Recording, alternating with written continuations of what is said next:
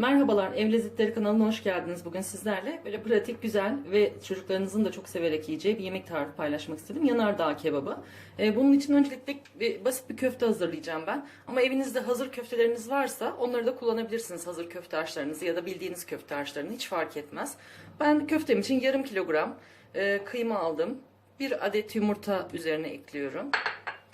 Bir tane küçük boy kuru soğan rendeledim ve bir dişte, büyük bir dişte ama sarımsak rendeledim. Onları da ilave ediyorum. Yani basit bir anne köftesi yapıyoruz aslında. Çok büyük bir özelliği yok. Bir tatlı kaşığı dolusu tuz ilave ediyorum. 4 yemek kaşığı galeta unu. Bayat ekmek işlerinizi değerlendirebilirsiniz bunun için. Şöyle bir çay kaşığı kadar pul biber ilave edeceğim. Bir çay kaşığı dolu dolu yine kimyon ilave ediyorum. Ve yarım çay kaşığı kadar da çekilmiş karabiber ilave ediyorum. Şimdi köftemi güzelce bir yoğuracağım.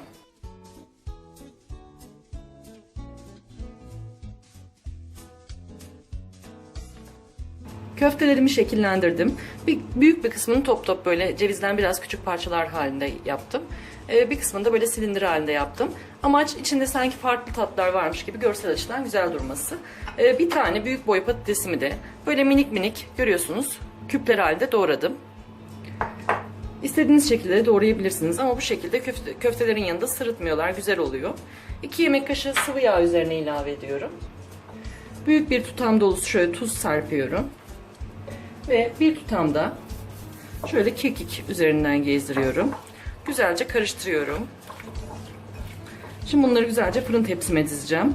İsterseniz yağda da kızartabilirsiniz köfte ve patateslerinizi. Ama fırında gerçekten çok daha hafif ve lezzetli oluyor. Hem daha etraf batmıyor, pratik oluyor. O nedenle fırında yapılışını göstereceğim ben size bugün. Halı kağıt serdiğim fırın tepsime. Şimdi önce köftelerimi şöyle dizeceğim. Biraz aralıklı olarak.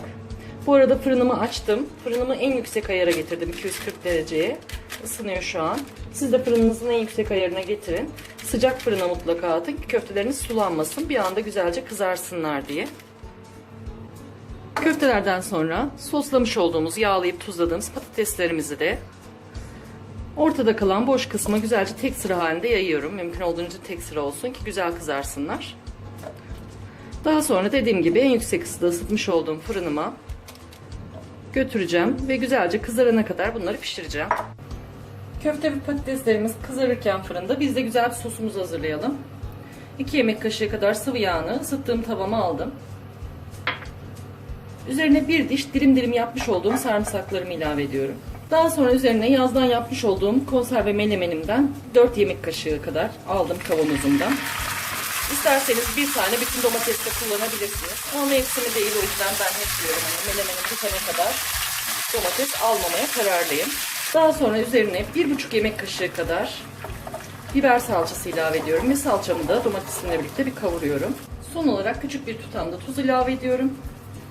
İsterseniz içine karabiber, kimyon vesaire baharatlar da ilave edebilirsiniz ama ben bu şekilde sade bırakmayı tercih ettim bugün. Şöyle tuzumu da karıştırdıktan sonra sosumuz hazır. Kapatıyorum. Kenara alıyorum. Kullanmadan önce hemen tekrar bir ısıtacağız tabii. Köftelerim fırında pişmek üzereler. Baktım, kontrol ettim. Onun için ben şimdi tırnak pidelerimi çıkarttım. Mahallenizdeki herhangi bir pideciden temin edebilirsiniz. Bu kebap için kullanılan tırnak pidelerden. Onları şöyle küçük küçük kareler haline getireceğim bıçakla keserek. Eğer tırnak pide bulmanız mümkün değilse bayat ekmeklerinizi de fırında birazcık böyle küçük küçük doğradıktan sonra fırında birazcık böyle kurutun. Kızartır gibi yapın. Ve onları da aynı şekilde altına koyabilirsiniz kebabınızın. Çok lezzetli oluyorlar. Köftelerimiz şu an fırından çıktılar. O nedenle hemen hazırlığımıza başlıyoruz servis için. Ben şu yapmış olduğumuz sosu tekrar şöyle bir taşıma sıktım. Ve sosumu şöyle bir tabağa alıyorum kabalama olarak. Dibinde çok az yağını ve tortusunu bırakacağım ama. Dibinde kalan yağın üzerine 1 yemek kaşığı dolusu da tereyağı ilave ediyorum. İsterseniz tereyağını hiç ilave etmeyebilirsiniz ama hani adı üstünde kebap, birazcık lezzet katsın istedim. Altını biraz açıyorum, tereyağımı eritiyorum. Tereyağımı erittikten hemen sonra üzerine doğramış olduğum pidelerimi koyuyorum. Ve bu yağlı sosun içinde şöyle bir alt üstüne çevirip pidelerimi ısıtıyorum. Daha sonra da sizinle birlikte servis aşamasına geçiyoruz. Şimdi bu yemeğin en keyifli aşamasına geldik. Servis aşamasına. Video çekiminden dolayı işin açığı benim malzemem birazcık ılıdı. Ama siz bunu hemen yapar yapmaz sıcak olarak tabii ki birleştirin ve servis edin. En alta bolca pidelerimi koyuyorum. Böyle büyük bir tabağı ortaya yapıyorum ve herkes kendi tabağına istediği şekilde alıyor. Porsiyonlukta hazırlayabilirsiniz ama tabii ki. Üzerine şu sosumun yağından ben yine bir miktar şöyle bir gezdireceğim. Altta da sos kalsın.